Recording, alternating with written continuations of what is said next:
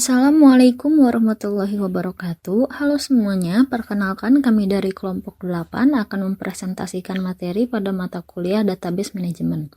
Pada kesempatan kali ini, kami akan membahas modul 8 dengan judul Manajemen Layanan Teknologi Informasi atau IT Service Management ITSM yang membahas tentang ITIL. Perkenalkan anggota kelompok kami. Yang pertama ada Jihan Syaputri, yang kedua ada Sabrina Novianti, dan yang ketiga ada Vindita Destriani.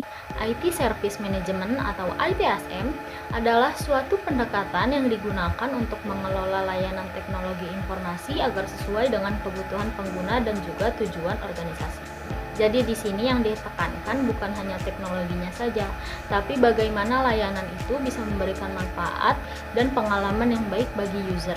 Sedangkan ITIL, Information Technology Infrastructure Library, merupakan sebuah framework yang berisi kumpulan best practice atau praktik terbaik yang bisa dijadikan panduan dalam menerapkan ITSM secara efektif.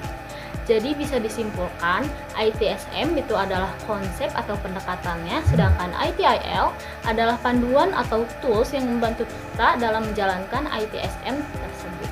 Selanjutnya, ada tujuan utama ITL adalah meningkatkan kualitas layanan TI agar lebih stabil dan minim error. Selain itu, ITL juga membantu menyelaraskan TI dengan kebutuhan bisnis, jadi sistem yang dibuat benar-benar dibutuhkan organisasinya. Kemudian meningkatkan kepuasan pengguna, karena layanan menjadi lebih cepat dan mudah digunakan. ITL juga membantu mengoptimalkan sumber daya seperti waktu, tenaga, dan biaya agar lebih efisien. Dan terakhir, mengurangi risiko dengan cara memastikan setiap perubahan sistem sudah diuji terlebih dahulu. Selanjutnya, siklus hidup layanan ITL atau ITL Service Lifecycle, yaitu kerangka kerja yang digunakan untuk mengelola layanan TI agar lebih efektif dan berkembang. Dalam ITL terdapat 5 tahap utama yang saling terhubung dan membentuk siklus yang berkelanjutan. Servis strategi adalah tahap awal dalam ITL. Di sini, organisasi menentukan layanan apa yang dibutuhkan berdasarkan kebutuhan bisnis. Fokusnya adalah bagaimana layanan tersebut bisa memberikan nilai dan manfaat bagi organisasi.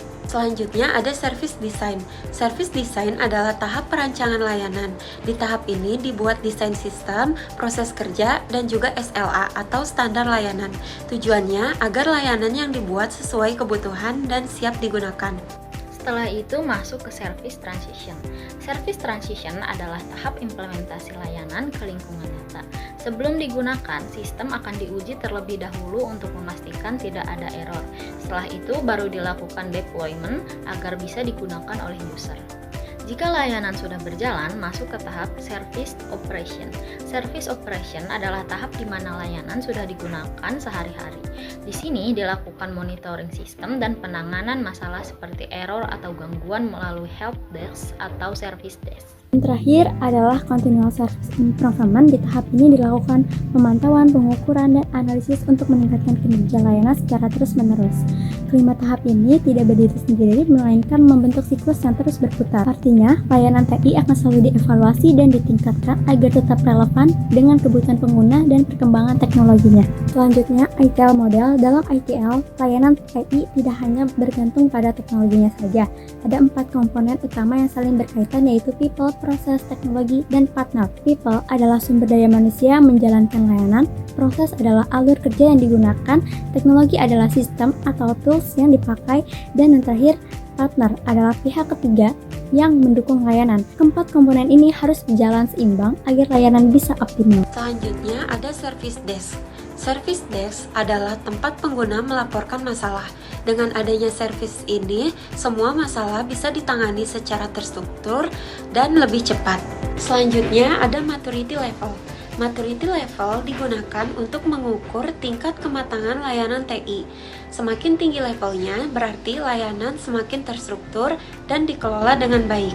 Selanjutnya yaitu studi kasus. Dalam praktiknya, sering ditemukan masalah seperti sistem down, gagal login, atau respon lambat. Hal ini biasanya terjadi karena layanan teknologi informasi belum dikelola dengan baik. Misalnya, tidak ada prosedur yang jelas atau kurangnya monitoring.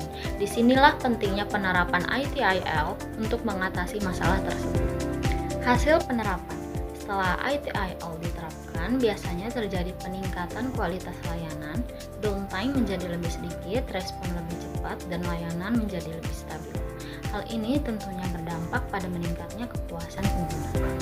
Selanjutnya, kesimpulan, ITL membantu organisasi dalam pengelolaan layanan teknologi informasi agar lebih terstruktur dan sistematis.